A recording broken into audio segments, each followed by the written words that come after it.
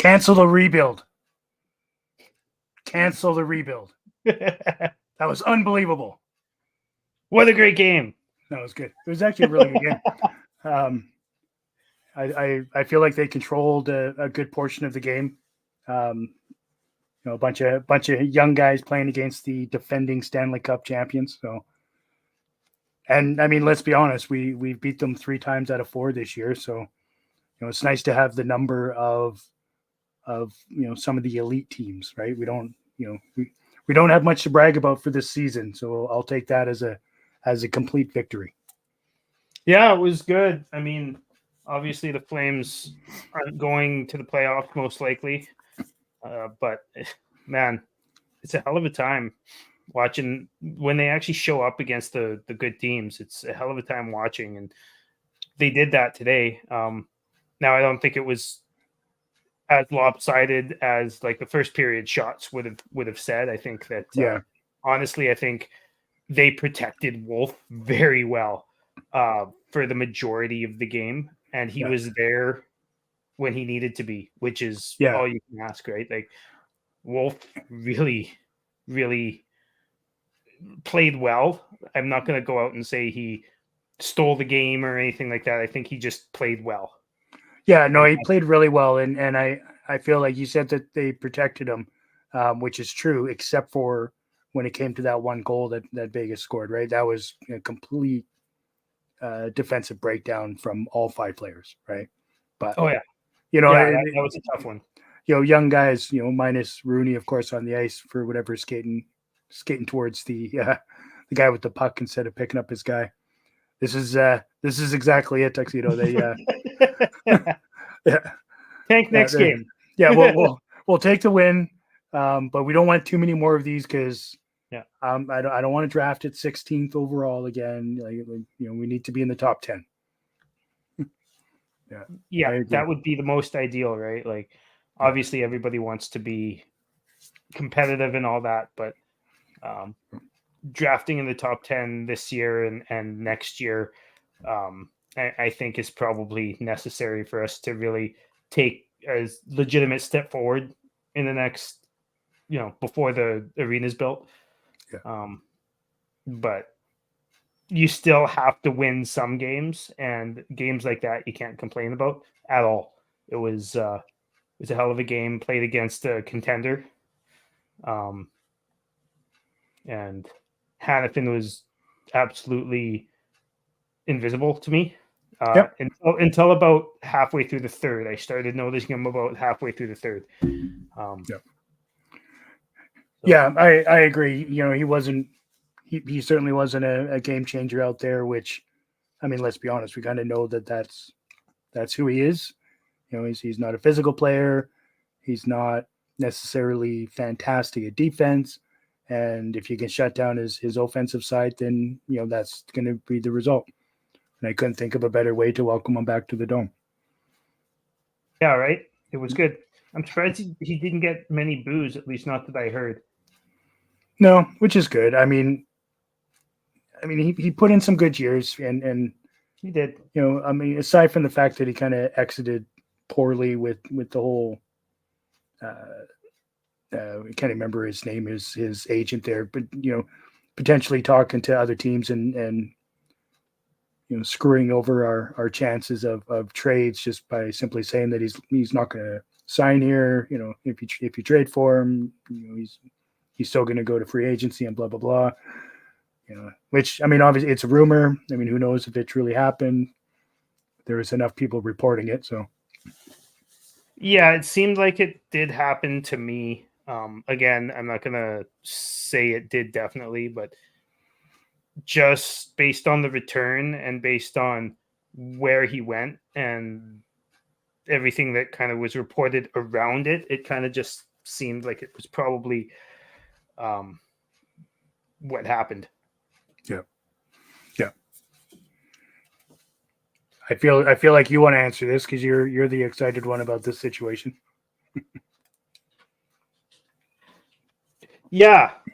So that 2026 unprotected first is looking sweet, says Tuxedo, which I I agree with. I mean, I don't think that it's going to be a top 10 pick or anything like that. I think at best we're looking at 12th or 13th. I think there's a chance they fall out of the playoffs in 2 years, but I don't think there's a chance that they really um, tank all the way to the bottom, because that's not what Kelly McCrimmon and all of those guys are up for, right? Like, those guys sell everything they possibly can to continue to be as good as they possibly can, and that's why they've reached cup finals and won cups in their short existence. So Yeah, I mean, I think that it's better than probably what we're going to get this year or next year. I think the longer we wait to get that pick, 2026 is what it's going to be. I think that's going to be the best possible pick from them. yeah, I feel like the deciding factor is going to be how they adjust their roster and salary this summer, right? I mean, they seem to have pushed all their chips in to be a back to back. Whether that happens or not, I mean, it's yet to be seen. They certainly haven't been dominant this year. No, and I don't think, because they got Hurdle, I don't think they are going to re-sign Hannafin. I don't think they'll have the cash for it. Yeah, that's true. I mean, I think, Hurdle, potentially does that. I agree. I still think they're going to try and figure something out. Whether it be, Mark Stone or something. Yeah, Mark Stone and his injury woes, obviously, for the last couple of seasons. I mean, who knows if he's going to continue? He doesn't seem to have much quit in him, but I mean, who knows, right? If they can keep that $9.5 million in LTIR, then then that increases the chances of Hannafin signing a deal there. Yeah, I mean, they've got a couple guys coming off too, right? They've got Stevenson. I've heard a lot of people say they want Stevenson to come to Calgary because he's from Saskatchewan, which I guess is close-ish. It's the natural selection, right? Yeah. But yeah, no, that game, that deceptive shot by Sharangovich that ended up beating Aiden Hill, like it's I don't know how to describe it. It just, like, he waited, but it also seemed like he didn't quite get everything on it.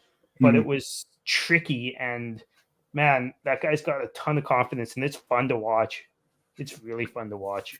It is fun to watch. And how many times has he fooled goaltenders, either with just how fast he can get that wrister off, and without looking like he's shooting at all. And that, I mean, his one time has just been unbelievable this year. I mean, there's been so many reasons to keep him playing with Huberdeau, in my opinion. Somebody that can get him the puck, from pretty much any angle, from any spot on the ice. If you can get him that puck, 3, 4, 5 times a game, you're going to get good results.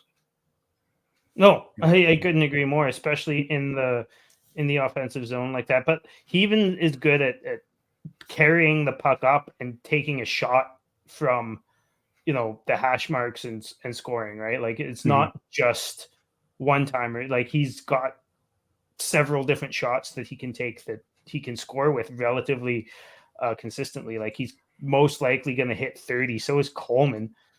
Who would have guessed those two things happening? Right. Well, and I mean, I guess, like, he wasn't playing with Huberdeau tonight, but getting the promotion in my eyes would be Drayden Hunt, who's had a pretty damn good stint here. Since his last call up, he's looked really good. He's looked very motivated. You can tell that he wants to stay around, and I'll be honest, if he keeps playing like he has been, keep him here for the rest of the year, and let's move forward with next year. I totally agree. Everyone watching, listening, by the way, we'd love to get your comments in, and any questions you have for us, or anything you have to say about the trade deadline or the game today or the last 3 or 4 terrible games the Flames have played. Let us know, and we'll talk about it. It's nice to have quite a few people in here today, so we appreciate it. It's amazing. They come in droves when we win games like that, right? Yeah, right. I'm not gonna lie. When I created the live in StreamYard and trying to figure out a title and a description for the show tonight, I wasn't feeling super confident about a victory tonight. Right? Yeah, to put it lightly. Yeah. And Tuxedo here is talking about Coronado's goal. I wanted to get into that as well because he sure got that off in a hurry. Like I was saying at the beginning of the game, like I'm of the mind that Coronado isn't quite NHL ready. I like the skill set he has, but I think he's got to put on 15, 20 pounds of muscle because he, even tonight, several times, he just got muscled off the puck way easier than anybody else on the team. However, that goal was very nice and it was a nice sequence all the way through. And man, he was excited. He obviously very excited. Yeah, it was nice one timer. Yeah, who fed him that? That was Hunt again, wasn't it? Yeah, it was Hunt. Hunt had a hell of a game. Yep. Yeah, absolutely. Yeah, right on the money, and yeah, it was a spectacular shot. Yeah, and I agree with you, Tuck. Second line, like a lot of people are like Matt here says Coronado our savior. I know that he's joking because that's something that my buddy or our buddy Matt and us talk about a lot is how much pressure and how much like how many people think that Coronado is the next big thing, and it would be nice if he did, but I'm pretty like I think he's got a lot of Phil Kessel in him where he's like a perfect complementary piece. He's going to be a really good second line scoring winger for most of his career. Yeah. Yeah, I agree. Like, yeah, I don't think he's going to be the number one guy, but he certainly has all the makings of being a really good complementary player. Yeah. I also wish Hunt's first name was Mike. Tell you what. I think Matt got into the cookies again. Yeah. You know what? I'm actually kind of upset that I didn't. Hey, Matt, do you want to send me something? I'll message you my address. Yeah. I thought the defense tonight was a little suspect on quite a few plays. Like they protected well. I found actually the forwards blocking shots was really what did it today as far as protecting Wolf. Mm-hmm. I didn't think the defense was very good again. They were much better than they were last game, don't get me wrong. But I still and I think that's just how it's going to be for the remainder of the season. Yeah.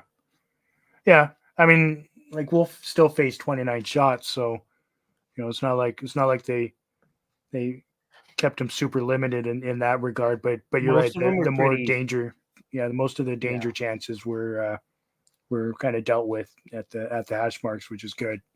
Mm-hmm. Yeah. The why don't we talk about Mangiapane's game? How many shots can you miss until you're a healthy scratch?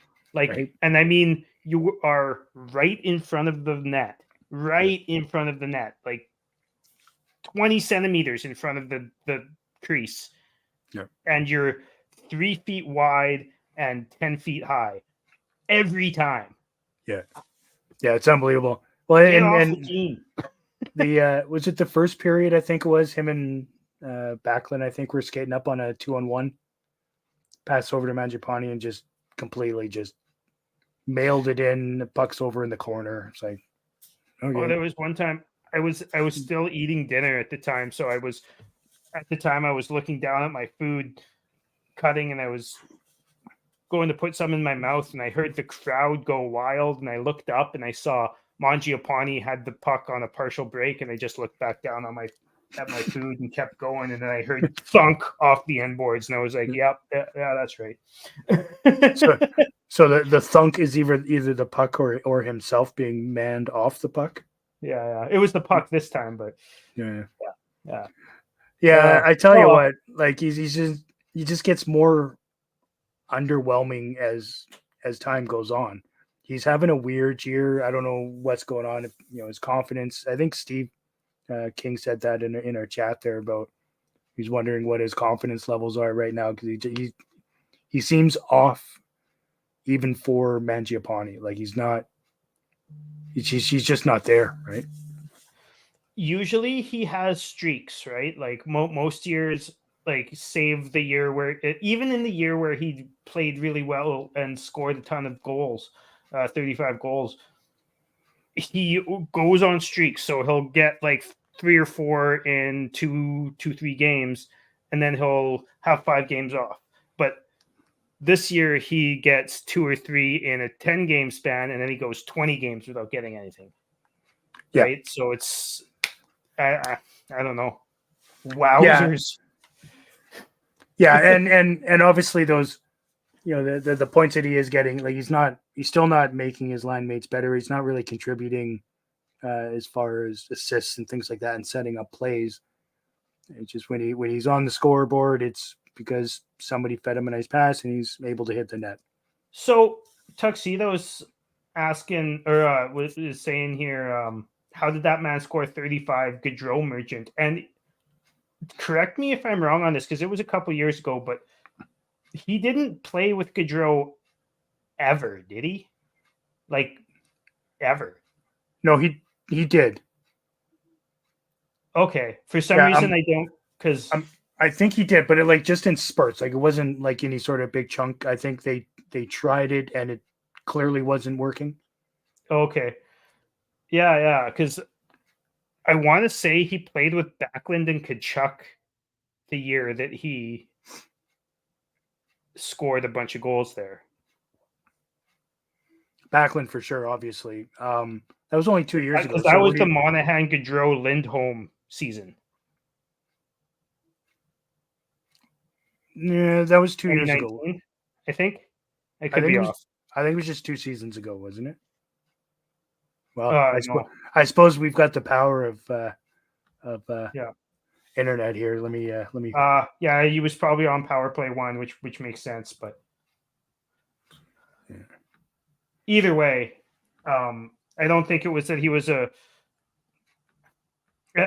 wasn't that he was a Gaudreau Merchant. It's, to me, and I've said this many times on the show before, but Mangiapane, that year that he scored 35, he did a whole lot of parking his ass in front of the net and getting knocked over, which he does anyways, but he was able to dive at the puck and like almost Bobby Orr it all the time, or like Ovechkin where he's spinning and like on the ice and on his back and towards his belly. Like he just did all sorts of like really low chance type of things that ended up going in the net. And one of the few things that Brad Treliving actually said that was correct was that Mangiapane plays best when his helmet's on crooked, and his helmet just hasn't been on crooked for the last couple of years. Yeah, he must have replaced the strap. It was the 21-22 season where he got his 35, so 2 seasons ago. I do believe, Tuxedo, that he was on Power Play 2 with Backlund, but I feel just like you. I could very much be wrong on that. I think that year we would have had obviously Kachuk and Gaudreau, and I'm thinking still Monahan on the on Power Play 1. I don't know who that. I don't recall who that fourth forward would have been. Yeah, it was a while ago, but 21-22, was that Toffoli at the end of it? Mm-hmm. Yeah, I suppose at the end of it would have been. Yeah. But yeah, like, I think Mange is just, unfortunately, I'd like him to be traded, but I think he's just gonna ride out his contract and then get a much lower contract from somebody else. Hopefully not us. Yeah, that's once he likely. gets to free agency. Yeah, that's likely. Yeah. He's got what, one more year? What do you think about Miromanov, Chris? I think. I mean, like when his first game or his first no, it's his first game. I wasn't impressed with him at all, but obviously I got to give him some leeway because just coming into a new team and all Yeah. that stuff, and I feel like he can be a really good addition. I don't know if I'm going to be super impressed with how much he likes to lead the charge on a play. It's a little bit too much. Yeah, Yeah. yeah. I want to. I mean, you know me. I like defensemen to play defense. I'll appreciate a bunch of points if he gets them for sure. I just want to make sure that he knows that he needs to be back or first man back if he does lead the charge, and I just don't want to see him get caught up behind the net and He's and got the watch. speed for it. It's just a He matter seems of to. teaching him Yeah, how, right? And teaching yeah, him to do it. Like, man, I don't like dabbling in the past too much, but having Tanev with him would be pretty good because Tanev yeah, teaches players to play like how to play defense, right? yeah. Um, so that would be pretty awesome. But yeah, I agree with you. He likes to. It's not even just pinch. He likes to straight up be behind the net. I noticed like 3 or 4 rushes in the row. He was like Yeah. all the way behind the offensive net, like first man in, leading the rush. And it's like, okay, sometimes that's great, but every single time, maybe not so much. Yeah, exactly. I mean, I don't mind it on occasion because it's that we kind of want a little bit more of that from Shillington right now too, right? Because we know he has the ability. We know that he's quick enough to get back. Yeah. But yeah, that's um my only thought on it right now because Still too it's early. yeah, it's still too early. Like it hasn't been an issue, but Mhm. I think moving forward he's going to have to learn how to be a bit more on the blue line. But And I wanted to mention this too, even though we've talked about it on the last show, but Oliver Shillington, I think, has played the best defense he's ever played this year. yeah, And I noticed it again today, like he was hopping up on the rush every once in a while, but he also really seemed to be able to get back and take some guys off of pucks and use his speed and his creativity to weave his way through everybody on the way back to get into position. He's using his body more too. It's great to see because personally, his lack of defensive acumen in the past has really frustrated me. mm-hmm. But he's been way better this year, Yeah, and I that's agree. surprising. Like I've ripped on him for a couple of years, and I'll definitely give credit where it's due. He's looked much better. He's looked more stable and more sure of himself defensively. Right. Oh, I mean, 100%. Um, I'm curious what everyone watching has to say about Shillington and Miramano for that matter, and especially Shillington though in his past I don't know 10 games or so, he's really seemed to come back into himself and become even better. Um, yeah, and yeah, as long as it's not one of those cases where he's just playing for a new contract, right? hey, if he plays for the new contract and then he continues to play that way after he signs said contract, I'm That's the fine with key. that. Yeah, that's the key. That's one of the things I'm kind of scared about with. I was kind of scared about with Hannafin is how well he was playing this year, and maybe won't stay like that for whoever decides to throw $8.5 million at him. Yeah. Um, Well, that's right, and obviously we all knew that it just wasn't likely going to be us, given where we were at the cap and how many free agents we had to deal with this year, this summer, that sort of thing. So I think, yeah, I think not signing him was probably one of the best things that Craig has done so far. I think out of all of them, I feel like he's the one that was the best one to get rid of personally. Hanifin? I still think we should have got more for him, and I'll die on that hill. But no, I think out of all the UFAs, he's definitely the one that I'm happy that Craig didn't sign. Not that I really necessarily wanted him to sign Lindholm either, but I feel like there would have been more of a case for Lindholm than Hanifin. Yeah. So I don't get to watch a whole bunch of OHL games. In fact, I haven't even watched one in the last 3 years. I think I watched a couple 3 years ago. I can't even remember who I was trying to watch back then. But as far as Brustevich, I'm really glad we signed him too. I wasn't really worried about it. I know people were really worried about the whole Adam Fox thing and this possibly being another situation like that, which it wouldn't be anyways, because Brustevich was an OHL player and not a college player. If you're a college player, then you become a free agent way quicker. Brustevich, if he didn't sign, would have gone back into the draft. Therefore, he still couldn't pick where he was going to play. Right? Yeah. Two totally different things. But I'm glad we signed him because that kid looks like the real deal to me. His offense not translating. I'm not so sure about that because, again, I've only watched highlights and I've watched a lot of them.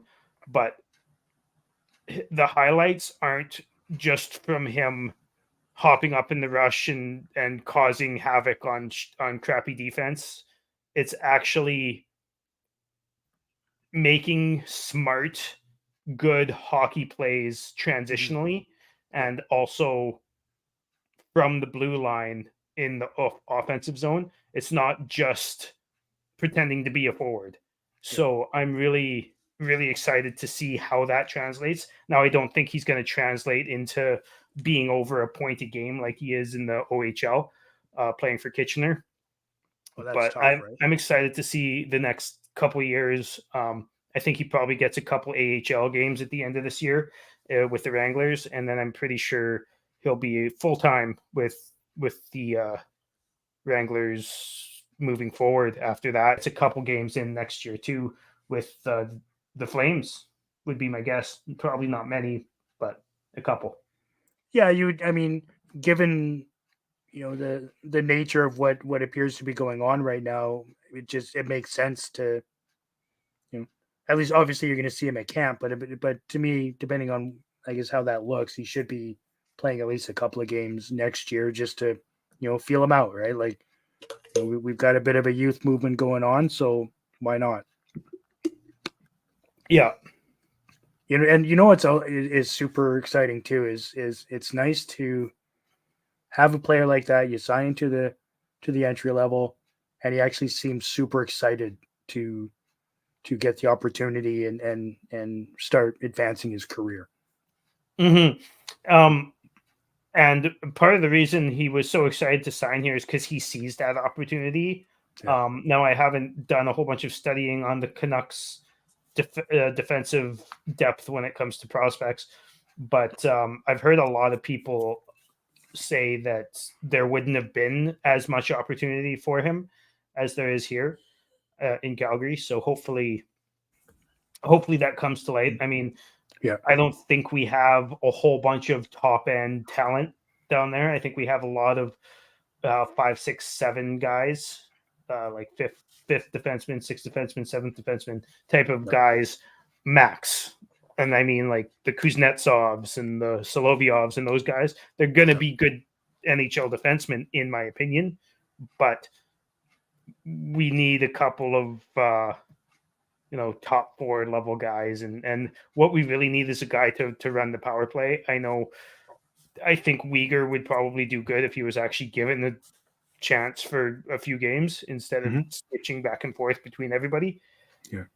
But yeah, and Miramonov probably would be pretty good at it too. But man, it scares me. Like, I made this comparison before I even watched him play a game, and now I've watched him play a couple games, and I'm going to make the comparison with some actual reference points here. But Shane Gostisbehere and Tony DeAngelo, these guys, you never put out with a 5-on-5. They'll play like no 5-on-5 time because they're terrifying 5-on-5. But then you throw them on the power play and they rack up points. That's what Miramonov kind of projects out to be, in my opinion. So kind of like a Carlson, right? Where you can get 100 points and still be minus 45. Yeah, he's real good. I saw. Oh, speaking of which, getting into the whole Norris Trophy conversation just for a second. Erik Karlsson obviously is a joke of a defenseman. Can't play defense to save his life. But I saw today that a lot of people saying that Evan Bouchard would be third or fourth probably in Norris voting. Like, dude can't play defense. Again, he's great on the power play and he's good at transitioning the puck, but he cannot play defense worth shit. And that's why that trophy is a joke. Well, and that's been highly talked about for so many years, right? That, you know, the number one defenseman year after year after year just simply can't play defense, which is just mind blowing to me. And, you know, the fact that they haven't created a second trophy for that purpose is, I think, a downfall for the NHL. I think they need to truly recognize really good defensemen. If you're going to hand out a Defenseman of the Year award, you need to make sure they can at least do the job. Yeah.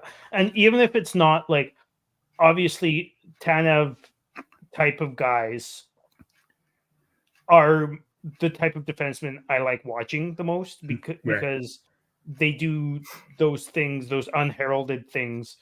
But it doesn't have to be, like, I'm not saying points don't matter, but when the only thing you do is points, but you can't defend your way out of a paper bag, then that's the problem. Yeah.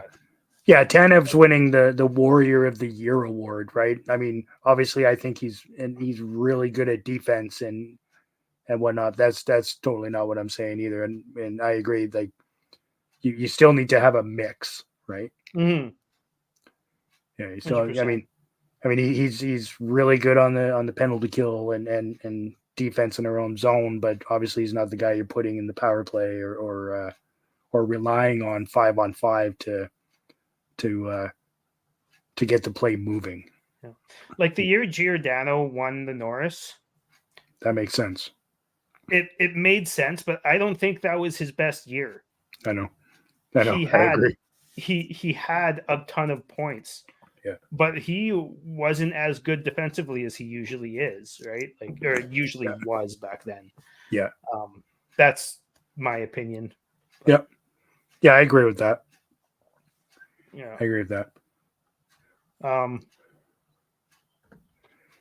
So anything else you want to talk about when it comes to the game or to the game? I mean, we hovered around the 50% mark on the faceoff dot, which is good.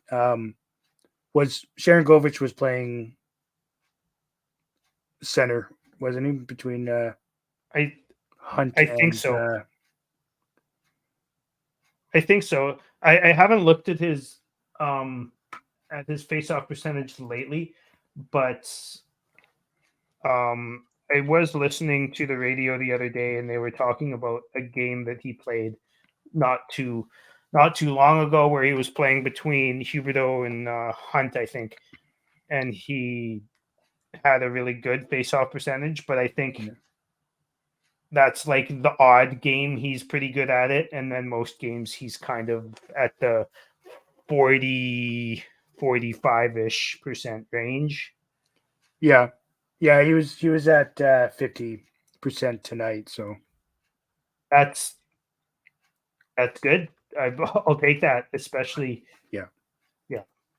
Yeah, it's going to take him some time to learn the position, right? Oh, 100%. So I don't take a lot of stock right now in his face-off percentage. Not yet. He's pretty new at it.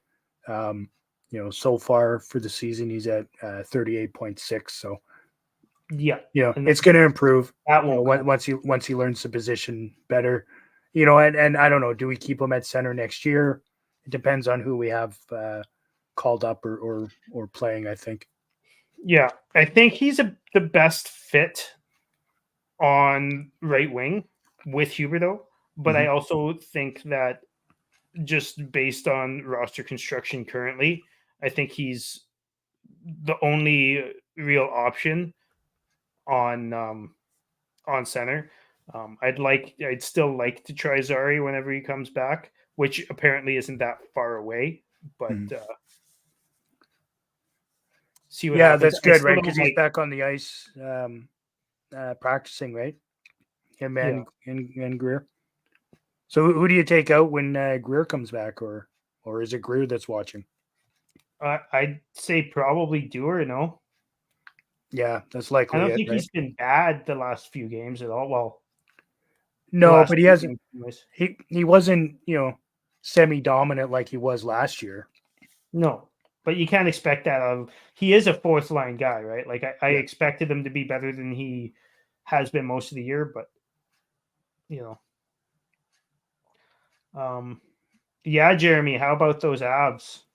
Imagine drafting in the top 5 like 3 times and getting like the best defenseman in the league and like the second best forward in the league and then like the 5th best forward in the league. Imagine that. Imagine drafting well.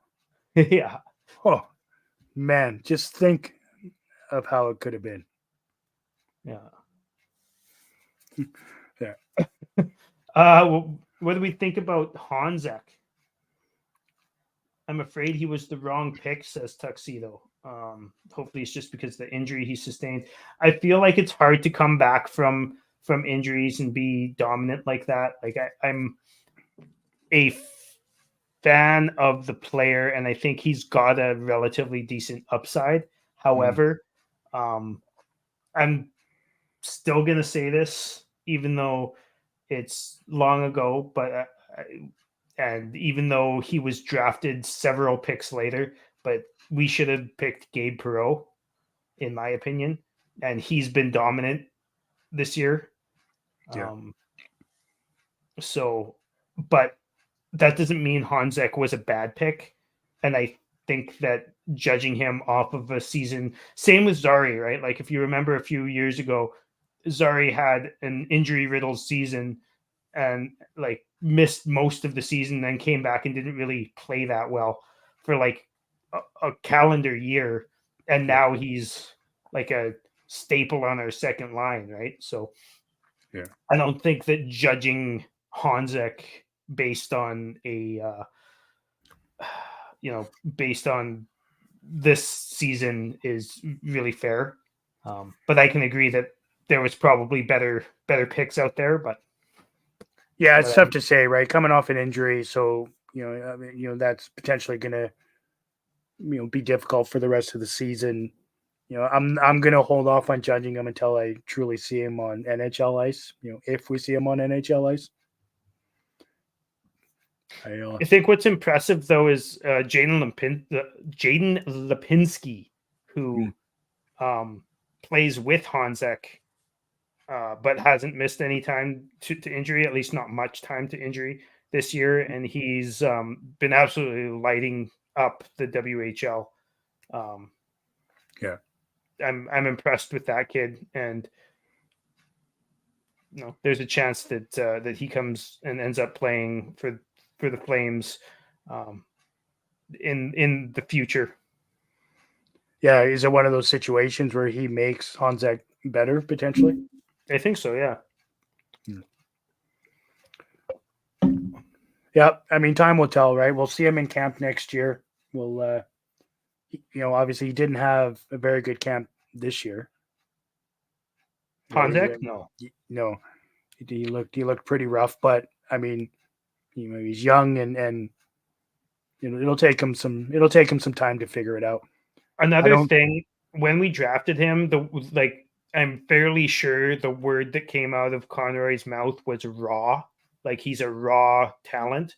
Mm-hmm. And you know who else was a raw talent that somebody drafted high that took a while, that looked kind of like Honzek looks now when he was that age? Quentin Byfield.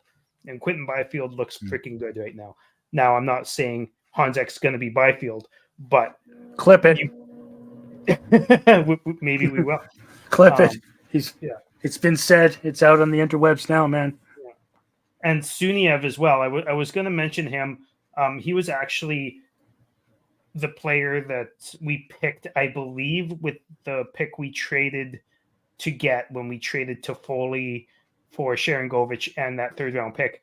And I believe we got Suniev with that pick, and he's been ripping it up as well. So, right. And, I think the Flames prospect system just in the past, 2 years or so, has been highly underrated. And I think we've got a lot more than we think we do.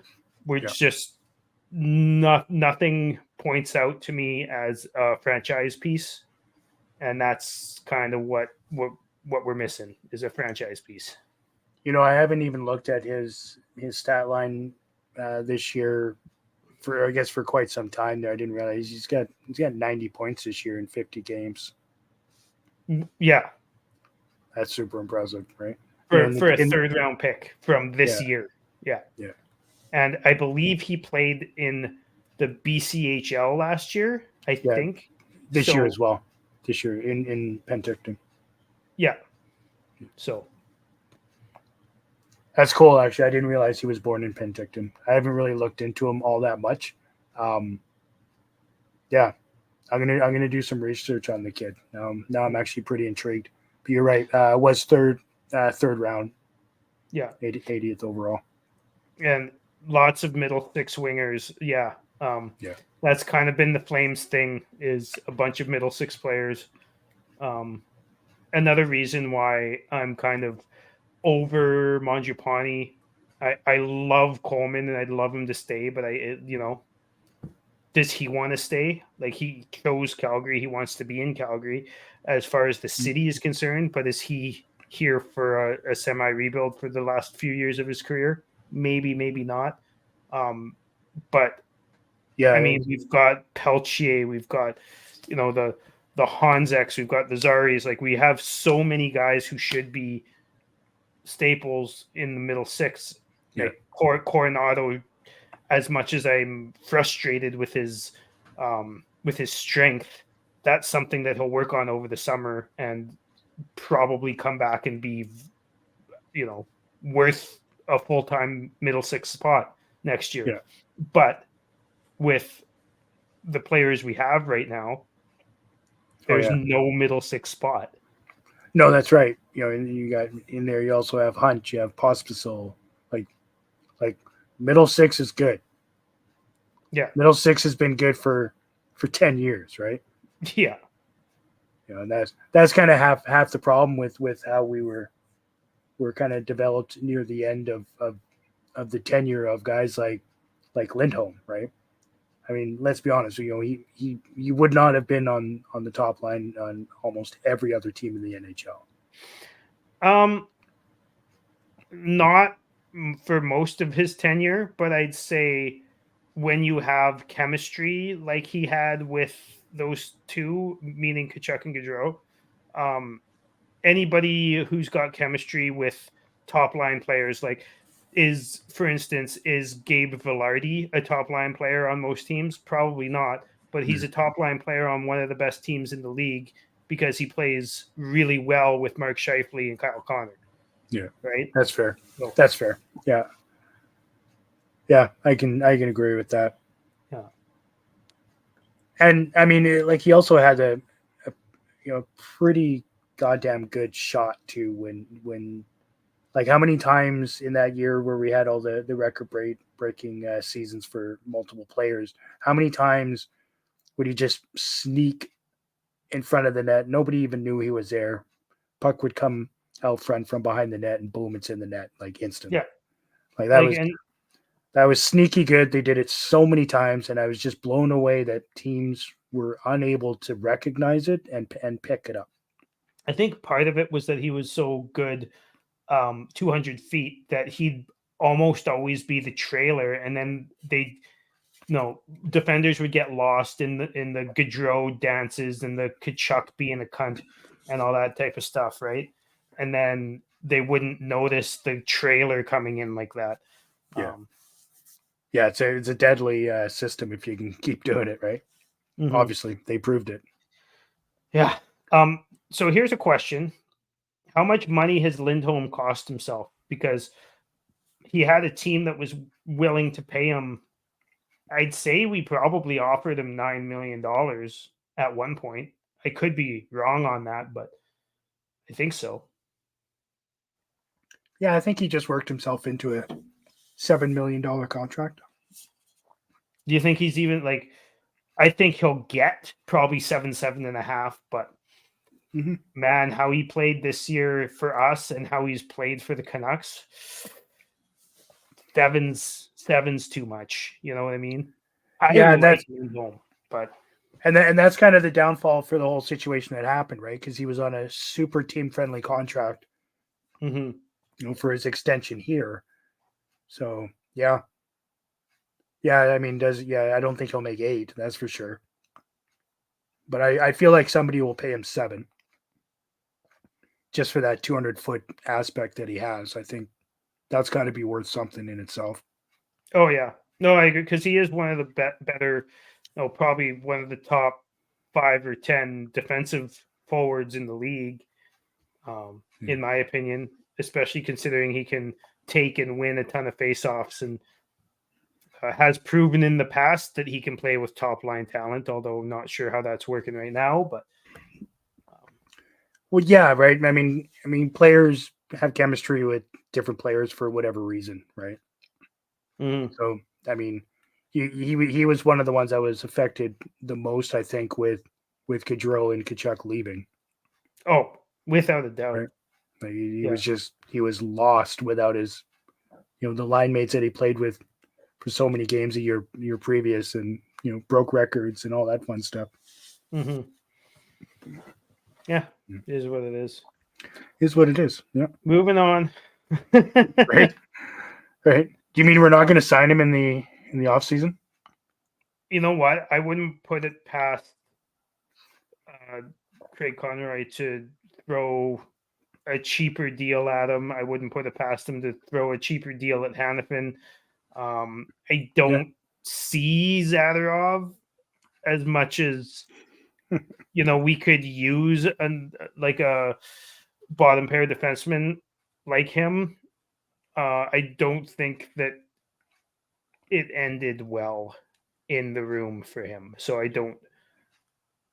Yeah, no, I don't see Zadorov, but I can see the other two getting maybe not competitive offers, but I'm pretty sure there's going to be a phone call to Hanifin's agent and Lindholm's agent if they're both available in free agency. Yeah, Craig will be throwing out the 6x6 like there's no tomorrow. I mean, I don't even know that I want either one of them for 6 either, to be honest. No. Teams moving forward, right? I would take Hanifin for 6. Fair. I'm not a huge Hanifin guy, as you know, but 6 is, yeah, he's worth. I'd probably take him for 7. I wouldn't take him for the 8.5 we were offering him, but no, I feel like we've got a couple of years where we're gonna not stress about salary from anybody, right? Yeah. Like we're not going to worry about Huberdeau at 10.5 because we've got the room now, and we're not going to be competitive for at least super competitive for a couple of years. So yeah. Thanks for coming, Tuxedo. Always good to have you in here. Yeah, buddy. Thanks for the comments and the interaction. It's always fun. Yeah. Anyone else have any questions you want us to answer or thoughts you want to share with us? Let us know in the comment section, and we will get to that before we sign off. Probably have another 10-15 minutes before it's time. So how do you feel against Montreal on Saturday? Montreal, to me, we're probably gonna lose in overtime. Lose in overtime. There'll be way too many Habs fans in the dome. Yeah. It's a 5:00 game. Where they're in our barn and we have to play on their time slot, which really pisses me off when we play Toronto and the Habs in that scenario, because it happens to us quite a bit. But yeah, I can see it. You think overtime? I'm calling 4-2 For them or for us? Whew. You know what? I'm going to say for us. Oh, I mean, that is the Flames' MO, give us hope for a high pick and then give, not us specifically, but some Flames fans hope for a playoff spot by going on a run and then going on another losing streak and then going on another winning streak. And that's like I said earlier to you and Matt, I can't wait to draft at 16th overall. Can't wait. It sounds about right. It's not going to be frustrating at all, considering how how things have played out in the last few weeks with players and disappearing and all that fun stuff. That's okay. That's okay. Yeah. I mean, I'd much rather have a team of guys that don't have any quit in them than watch some guys mail it in. A guy like Coleman, you can tell Coleman despises losing. Yeah. Like hates it with a passion. Yeah. And that's what I want. That's all I want in my players. I want to see that give a shit, be super high, and see how it plays out. I couldn't agree more. And the thing is like even some players who haven't played particularly well, or at least up to their standards this year, like say Anderson, right? I think he's the same way. Like he hates losing. He does not like losing. I think that car crash he got into, where he got smoked by a car in Detroit last year, he hasn't been the same player since that. And I'm really hoping that he comes back next year and gets back to the player he was. Because 100%. He was fucking good for us for a few years there. Yeah, exactly. Last year, the year before, I think was pinnacle. But you're right. Yeah, like he hasn't looked great since coming back from that injury. Then he had that stupid, mind meltdown there with that hit against Laine. Yeah. I mean, that was just stupid on his part, obviously, and he knows that. Yeah. Hopefully he knows that. I still wonder if there was something, because they're around the same age, and one's Finnish and one's Swedish. And I'm just kind of wondering if there was like some sort of international play or like something when they were kids that they played against each other or something that I don't know.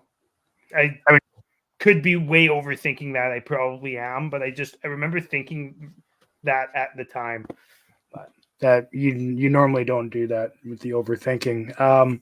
Yeah. I mean, the Finns and the Swedes do not like each other, as far as competition goes internationally. So, I mean, it's likely that there's bad blood there for something, right? Which is good. I don't mind that. Yeah. I don't mind that at all. It's not looking like we have any more questions. Doesn't. That's it. Lots of people in though. I really appreciate everybody coming in and watching. That was a hell of a game. It was a fun game to watch. It was nice to see Wolf come in, play a solid game, the whole game, Mhm. and Yep. you know, Minus that gaff, right? Minus that gaff, which he recovered quickly, which is great. Yeah, I said to you guys in group chat too. I was like, I miss Markstrom, but not that much. I didn't need to see that. Yeah. Yeah. Yeah. Passing Maybe. it out right in front. Yeah, I sure hope we're not coaching that, in on the practice ice, because it's not working. Yeah. It's not going to work, in my opinion. You think he's going to get next start, or you think they'll go back to Vladar? Or I don't know if Markstrom's going to be healthy or not, but Yeah, I mean, they haven't been super vocal about that. I think he gets the next start. I Why hope wouldn't you? so. Why wouldn't you, right? I mean, Where we are in the season, where we are in the standings, where Vladar is in his quality of play. Like if Markstrom's not back, I would be quite surprised and somewhat upset if well, Wolfie didn't get the next start. yeah, and it's a great test for him, right? What bigger stage? The Hockey Night in Canada against Montreal. Montreal. Like, yeah, give him that game. Mm-hmm. Yeah, you have to give him that game, in my opinion. 100% agree. That's the only way we're going to find out what we have in Mr. Wolf, right? Yeah, he's got to get more games because I know you're not the biggest fan. I've tried this whole time, not like ever since we drafted him, to not put my expectation level too high on Dustin, because you just never know, especially with goalies. And I've been burnt by goalies I expected to be way better. I've been burnt by lots of prospects that I expected to be way better. And now I just kind of limit expectations on pretty much everybody that's coming through the organization as a young kid. But Dustin, you won't ever know how good he is at the NHL level or if he can play unless you give him somewhat of a run. And I don't mean bring him up and not play him for the 3 games he's up or whatever, or bring him up and play him 1 out of 5 games or something like that. That's not, I mean, like, bring him up for 5 games and play him 3 of those games or 4. Well, right? Yeah, we've got 16 games left. Why doesn't he start half of those, right? Yeah. Let's do it. And as far as I'm concerned, he can be the starter, especially until Markstrom comes back, and then it's the tail end of a losing season. So Markstrom's got nothing to prove for this year. Let Dustin take the reins and let's see what we got. Yeah. Because let's face it, we do have a big decision to make this offseason when it comes to Markstrom, right? Oh, 100%. I would be surprised if he's still with us to start next year. I'd be more surprised if we had Wolf in the rest of season. We kind of just touched on it for sure. Yeah. I don't think you keep him in rest of the season. I think you keep him in until Markstrom gets back for sure, and then maybe even a little bit more. But you don't want to. I don't think you want to have him sit, especially because he's going to be the starter for the Wranglers playoff run. So he can't have been sitting for a while. I think you got to keep him warm, right? So if Wolf gets a few of the 3 or 4 out of the next 6 games, let's say, in the NHL, then Markstrom comes back. Then you send Wolf back down. In my opinion, maybe you bring him up for a couple games at the very end, but I don't think it's a good idea to have him in a 3-goal, like when 3 goalies are healthy at the NHL level. I don't think it's a good idea to have a prospect being one of those 3. No, not especially if you're not going to play him. Mm-hmm. Right. And I can't see them playing him, honestly. Yeah, it's hard to over say, right? Markstrom. No, I don't think they'll play him over Markstrom, but I think for the last 10 games of the year, why not sit Vlad and split the games with Wolf and Markstrom? Yeah, yeah. I mean, I guess we're pretty close to the last 10 games of the year, but still probably another 3 weeks away from that or something. So yeah, I mean, I wouldn't hate it. I would like to see him get as many NHL games as possible. Yeah. But when Markstrom comes back, I just don't see him getting that many games. No, yeah, I mean you're likely right. Yeah. Yeah, you're likely right. Thanks, man. Mm. Thanks for Beauty. the question. The pretty much caps it, eh? Yeah, I think that's probably it for today. Thanks everybody for coming in. Had lots of interaction and lots of people watching, so really appreciate that. Make sure you go find us on YouTube, subscribe to us. We're also on Spotify, Apple, all that type of stuff. So subscribe to us there. That's right. And follow us on Twitter. Follow us on Twitter at ArmChair GM_pod. Facebook. I'm all over the place on Reddit as well, talking Flames hockey. So, yeah, it's been a hell of a time, and thanks for coming in. Go Flames, go. Go Flames.